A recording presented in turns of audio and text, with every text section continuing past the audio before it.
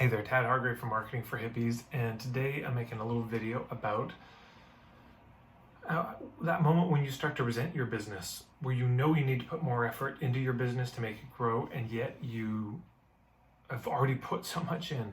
And the thought of investing even one more hour into your business, given how little it's given you back, is fills you with a kind of bitterness and resentment and depression and deflation. And what's the point? Why throw good money after bad money? You know, the business can feel like a toilet. You're just putting money in and then flushing it down. So if you're in that situation, this video is for you because you're not alone. There's a lot of other people that have this experience. And so what to say? There's a few levels of this. The first thing is that if you're in this place, I recommend getting the book Loving What Is by Byron Katie. And she's got what you call a judge your neighbor worksheet, and do that worksheet on your business.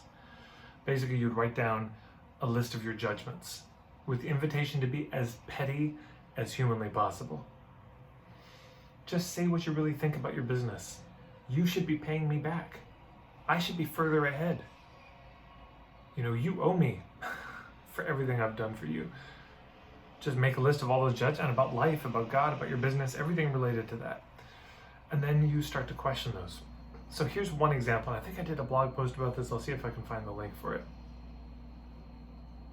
People have this thought, I should be further ahead in my business.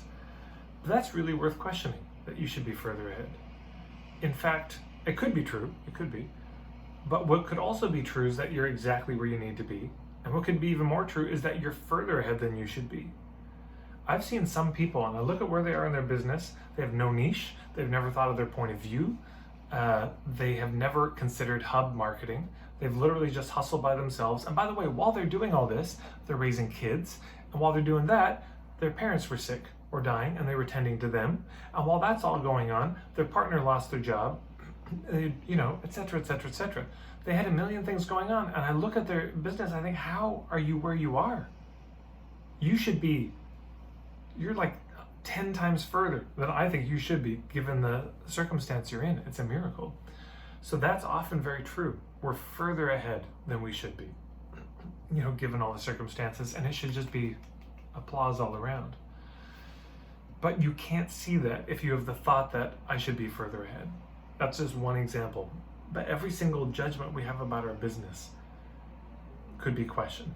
I should be further ahead.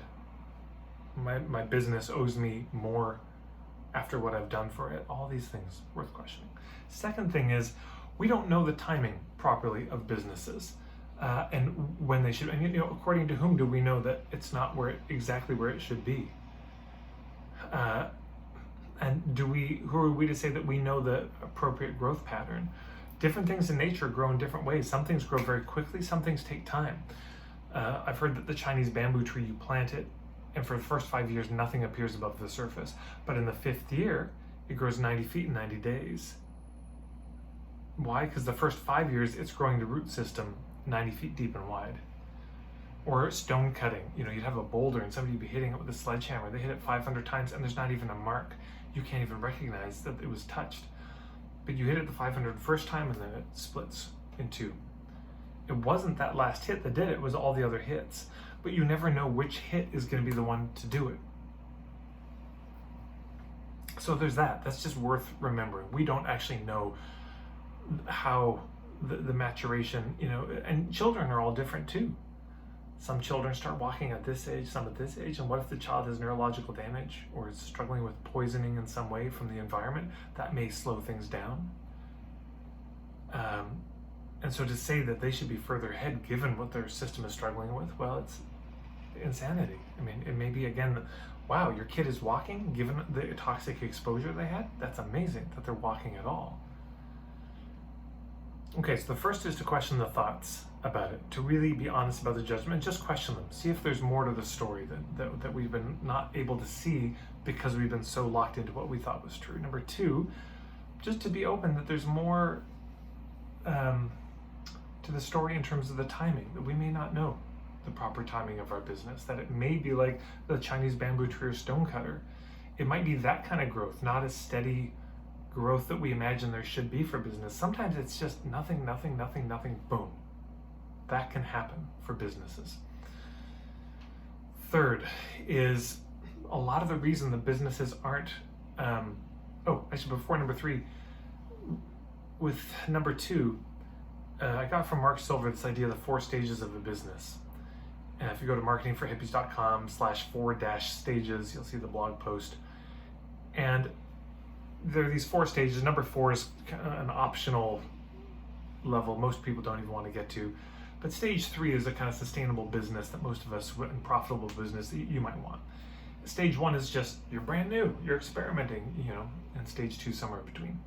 To get from stage 1, just the creativity, exploration phase, to stage 3, kind of momentum phase, that takes, it takes a while. It takes 3 years probably, maybe 4. It takes a while. And I would say it takes 3 or 4 years from the moment that you really start working on this third thing I want to talk about, which are the foundations. And in my opinion, those foundations would be a clear niche, clear point of view, clear set of hubs, clear business model, and maybe a few other things. And most entrepreneurs don't have those set in. And so they have a business where they're trying to be everything to everybody. They don't have a particular opinion. They've never thought about any kind of partnerships or community building or hub marketing at all. And they have no discernible, clear business model at all. So it's a miracle that they have any business at all when I look at that. But once you get those in place, there's a very good chance within 3 years you're going to be doing very well, and possibly faster. If the niche is really solid, if your point of view is really clear, you get some good hubs, things can happen very, very quickly. Very, very quickly. So to recap, it's worth getting very real and petty about our judgments and just questioning them. See if there's more to know. Second, to consider that the timing and growth phase of your business may be different than other people. And third, to really commit to the foundations. That a lot of the reason we don't grow at the pace we want to is because the foundations aren't there. And in the absence of foundations, what happens is a constant hustle, constant panic, constant reactivity, improvising, freestyling. Oh my God, this event's coming up next week. I haven't done much. Let me, promote it. There's no systems thinking. Yeah, this is what happens with the foundation.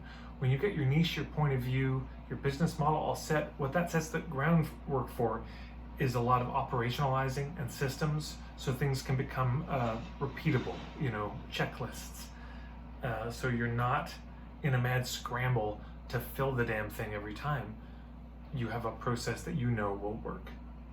And you've got these relationships with hubs that can make it really easy.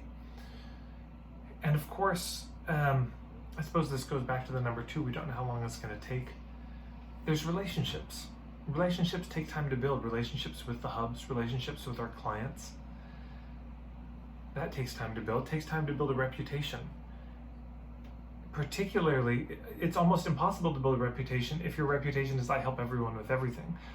But you see what happens when you start to get clear, no, I help these people in this way, with these kinds of offerings. Once that's clear, you can start to build a reputation and word of mouth can start to spread.